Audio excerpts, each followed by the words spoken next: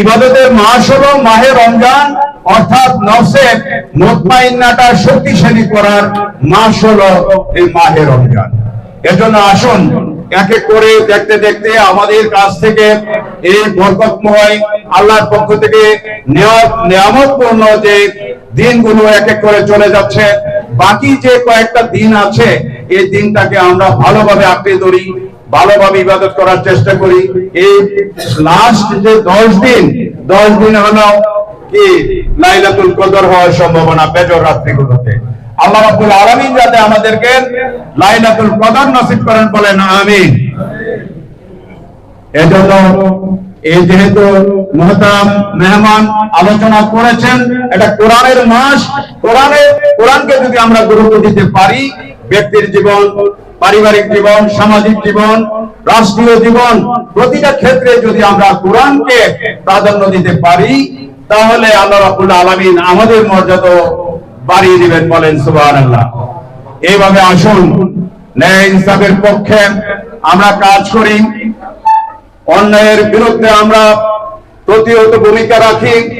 যে গত যে সংসদ নির্বাচনে জিয়ারকান্দি ইউনিয়ন যে ভূমিকা রেখেছেন, ন্যায় এবং ইনসাফ ভিত্তিক ইনসাফের পক্ষে আপনারা রায় দিয়েছেন, এজন্য তিতাস উপজেলার পক্ষ থেকে আপনাদেরকে অভিনন্দন মোবারকবাদ জানাই। একটা নজির স্থাপন করেছেন আপনারা, যে নীরব বিপ্লব ঘটিয়েছেন। কেউ কল্পনাও করতে পারে নাই যে এত ভোট ন্যায় ইনসাফের পক্ষে আসবে। অন্য এক ব্যক্তি নেতা আমাদেরকে বলেছিল, কিভাবে আপনারা এত ভোট পেলেন? আমি বললাম, এটা আল্লাহর রহমত, এটা আল্লাহর রহমত। এই জন্য আরেকটু মজা করে বলেছিলাম, সেই কন্ট্রোল রুমে, নির্বাচনী কন্ট্রোল রুমে মজা করে বলেছিলাম, টিউনু ছিল, ওসি ছিল, যে গুমতি নদীর দিক দিয়ে আপনার ফেরেশতারা এসে এখানে ভোট দিয়ে গেছে। এটা মজা করে বলেছিলাম আর কি, যে আল্লাহর রহমত।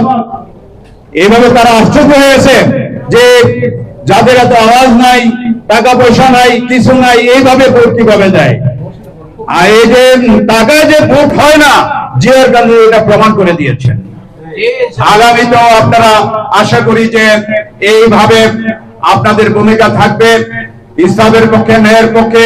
যেহেতু আমরা ব্যক্তির জন্য কাজ করি না, আল্লাহর সন্তুষ্টির জন্য কাজ করি, এই কাজের বরকত আল্লাহ আপনাদেরকে দিবেন। আমরা আশা করি যে সামনেও আমরা ভালো ভূমিকা রাখবো।